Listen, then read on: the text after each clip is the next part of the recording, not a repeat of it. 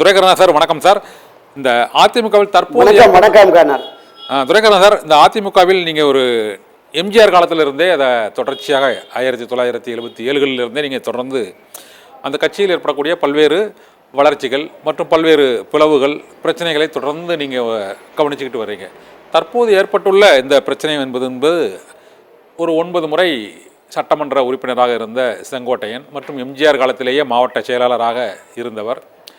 செங்கோட்டையன் மாவட்ட செயலாளராக இருக்கும்போது எடப்பாடியின் கிளை செயலாளராக இருந்த எடப்பாடி பழனிசாமி உள்ளிட்டோருக்கு இப்போது ஏற்பட்டுள்ள இந்த பிரச்சனை ஒரு 4 நாட்களாகவே தொடர்ந்து பேசுபொருளாகி இருக்கிறது. இது எதுவரை போகும் சார்? இது கண்ணன், நீங்கள் குறிப்பிட்டது மாதிரி 77ல் 1972 அண்ணா திராவிட முன்னேற்ற கழகம் தொடங்கிய முதல் நாளில் இருந்தே கடந்த 52-53 ஆண்டுகளாக இந்த கட்சியோடு மிக நெருக்கமாக பயணித்து வருவேன் நான். இந்த கட்சிக்கு ஏற்பட்ட பல்வேறு சோதனைகளை, சிக்கல்களை எல்லாம் முற்றும் முழுமையாக உணர்ந்தவன் நான். குறிப்பாக இப்போ மரியாதைக்குரிய செல்வி ஜெயலலிதா அவருடைய மறைவுக்கு பிறகு தொடர்ந்து இந்த கட்சியில் ஒரு சிக்கல் பிரச்சனைகள் இருக்கிறத நம்ம பார்க்குறோம். அதையும் தாண்டி திரு எடப்பாடி பழனிசாமி ஒற்றை தலைமை என்று அண்ணா திராவிட முன்னேற்ற கழகத்திற்கு அவர் தலைமை பொறுப்பேற்ற காலத்திலிருந்து இந்த சிக்கல்கள், சோதனைகள் என்பது அதிகரித்து கொண்டே வருகிறது. அதனுடைய நீட்சியாகத்தான் மரியாதைக்குரிய திரு செங்கோட்டையன் அவர்களுடைய இந்த போர்க்கொடி தூக்கிய இந்த விவகாரத்தை நாம பார்க்கலாம். 1972க்கு முன்பிருந்தே மரியாதைக்குரிய புரட்சி தலைவர் எம்ஜிஆரோடு மிக நெருக்கமாக இருந்தவர். அவர் மன்றத்தில் தொடர்புடையவராக இருந்தார். 72ல் கட்சி தொடங்கிய தொடக்க காலத்திலே அந்த பகுதியினுடைய அமைப்பாளராக இருந்து கட்சியின் மேல்மட்ட தலைவர்களோடெல்லாம் நெருக்கமாக இருந்தவர் தான் திரு செங்கோட்டையன். இந்த 2024 நாடாளுமன்ற பொதுத் தேர்தலில் அண்ணா திராவிட முன்னேற்ற கழகம் ஒரு பெரும் தோல்வியை, சரிவை சந்திச்சிருக்கு. இது கட்சியை பெரும் பின்னடைவுக்கு கொண்டு போயிருக்கிறது. எனவே கட்சியை மீண்டும் பலப்படுத்த வேண்டும் என்கிற கருத்தாக்கம் திரு செங்கோட்டையன் உட்பட எல்லா மூத்த தலைவர்களுக்கும் உருவானது. அந்த அடிப்படையில் விலக்கி வைக்கப்பட்டவர்கள், விலகி சென்றவர்கள், இவர்கள் எல்லோரையுமே அரவணைத்து மீண்டும் ஒன்றுபட்ட அதிமுகவை உருவாக்கினால் மட்டுமே 2026 எதிர்வரும் சட்டப்பேரவை தேர்தலில் திராவிட முன்னேற்ற கழகத்தை ஆட்சி அதிகாரத்திலிருந்து வீழ்த்தி மீண்டும் அதிமுக ஆட்சிக்கு வர முடியும் அப்படிங்கிற அந்த எண்ண ஓட்டம் என்பது மூத்த தலைவர்களுக்கு மட்டுமல்ல, அண்ணா திராவிட முன்னேற்ற கழகத்திலே பயணிக்கிற அடிப்படை உறுப்பினர்கள் வந்து எல்லோருடைய அனைவருடைய மன ஓட்டமாக தான் இது இருக்கிறது. இன்னொன்று நீங்க சொன்னீங்க, மூத்த தலைவர்கள்லாம் விருப்பப்பட்டிருக்காங்கன்னு சொன்னீங்களா? அதில் கொஞ்ச நாளைக்கு முன்னால் செங்கோட்டையன் தலைமையில் இந்த வேலுமணி, தங்கமணி மற்றும் KP அன்பழகன், நத்தம் விஸ்வநாதன் உள்ளிட்ட ஒரு 6 தலைவர்கள் அவரை சந்தித்ததாகவும் அதன் பின்னர் அதை சந்திக்கவில்லை என்ற ஒரு மறுத்ததாகவும் அந்த செய்திகள் வந்து வெளியானது. EPS வந்து அதை நான் சந்திக்கவே இல்லை என்று அவர் கூறினார். இவர்கள் சந்தித்தார்கள் என்ற ஒரு தகவலை வந்து மற்ற தலைவர்களும் 6 தலைவர்களும் அதன் பின்னர் அந்த பிரச்சனையை எடுத்து செல்ல வேண்டும். ஆனால் உண்மையிலே அதை சந்தித்து பேசுனாங்களா சார்? அந்த மாதிரி ஒன்றா இருக்கணும் அப்படின்னு எல்லாருமே பேசி அதை வந்து EPS மட்டும் தான் அதை மறுத்தார் அப்படிங்கிற தகவல் வந்து அது உண்மைக்கு இருக்க வாய்ப்பு இருக்கா? இந்த 6 தலைவர்களும் திரு எடப்பாடி பழனிசாமியை சந்தித்து பேசியது 100% உண்மை. இந்த 6 தலைவர்கள்ல 3 தலைவர்களோடு நான் நேரடியா சந்திச்சு பேசினேன். சரி.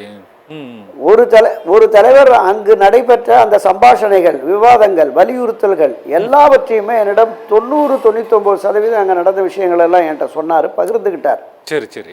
முதலாவதாகவே இந்த பிரச்சனை, இந்த தோல்விக்கு பிறகு ஒரு பின்னடைவு ஏற்பட்டிருக்கிறது, இதை நாம வந்து எடப்பாடிட்ட சொல்லி சரிப்படுத்துவோம் அப்படின்னு திரு தங்கமணி, வேலுமணி, CV சண்முகம் இந்த 3 பேரும் அமர்ந்து பேசி திரு எடப்பாடியை சந்திக்கலாம் என்று முடிவெடுத்த பொழுது திரு தங்கமணி சொல்லியிருக்கிறார், நாம 3 பேர் தான் ஒற்றை தலைமையா இவரை கொண்டு வந்து பெரிய அளவுல நாம வழக்கரமா இடக்கரமா இருந்து அவரை முன்னணிக்கு கொண்டு வந்தோம்.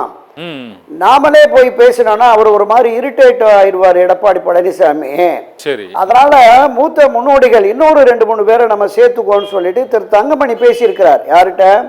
திரு செங்கோட்டையன்ட்ட, திரு நத்தம் விஸ்வநாதன்ட்ட, தருமபுரி KP அன்பழகன், 3 பேர்கிட்டையும் பேசி நீங்களும் அங்க வாங்க, நாங்களும் அங்க வர்றோம், சேலத்துல நாம சந்திச்சு பேசுவோம் அப்படின்னு கடந்த ஆண்டு ஜூலை மாதம், ஜூலை 6ஆம் தேதி 7ஆம் தேதியோன்னு கருதுறேன், 6 பேரும் சேலத்தில் உள்ள திரு எடப்பாடி பழனிசாமியினுடைய இல்லத்தில் சந்தித்து 2.5 மணி நேரம் பேசியிருக்காங்க.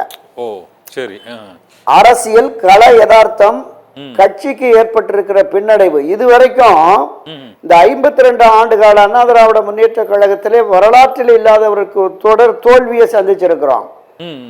15 தொகுதிகளுக்கு மேல 3வது இடம் போயிருக்கு அதிமுக. ஆகப்பெரிய கட்சியாக இருந்த அண்ணா திராவிட முன்னேற்ற கழகத்திற்கு இந்த சறுக்கள் ஏற்பட்டிருக்கிறது.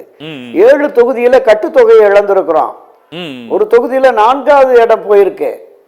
எனவே பொது வெளிகள்ல கட்சியினர் மத்தியில மீண்டும் அதிமுக வெற்றி பாதையில் பயணிக்காதோ என்கிற சந்தேகம் உருவாயிடுச்சு. சரி. இந்த நாடாளுமன்ற பொது தேர்தலில் கட்சியின் நிர்வாகிகளே களப்பணி ஆற்றல, திமுகவுக்கு எதிராக தீவிரமாக களப்பணி ஆற்றல. நாம 2 கோடிக்கு மேற்பட்ட உறுப்பினர்கள் இருக்கணும், உறுப்பினர் அட்டை கொடுத்துருக்கோம். ஆனா 1 கோடி ஓட்டு கூட வரல. ஒரு 88-90 லட்சம் ஓட்டு தான் வாங்கி இருக்கிறோம். பல பகுதிகளில், குறிப்பா தென் மாவட்டங்கள், மத்திய அந்த டெல்டா மண்டலம், அந்த பகுதிகள் எல்லாமே மிகப்பெரிய சரிவை, தோல்வியை கட்சி சந்திச்சிருக்கு. எனவேதான் விலகி சென்றவர்களை, விலக்கி வைக்கப்பட்டவர்களை ஒன்று சேர்க்கணும் அப்படிங்கிறத வலியுறுத்திருக்கிறாங்க, பலமுறை வலியுறுத்திருக்கிறார்கள். பிடிவாதமாக திரு எடப்பாடி பழனிசாமி அவர்களை சேர்க்கவே முடியாது அப்படின்னு சொல்லியிருக்காரு. இதுல ஒரு மிகப்பெரிய வேதனை, ஆமா, இதுல ஒரு மிகப்பெரிய வேதனையான அம்சம் என்னன்னா, இந்த 6 முன்னணியினரும் தன்னை சந்தித்து வலியுறுத்தியதாக வந்த செய்தி அத்தனையும் பச்சை பொய்ங்கிறார்.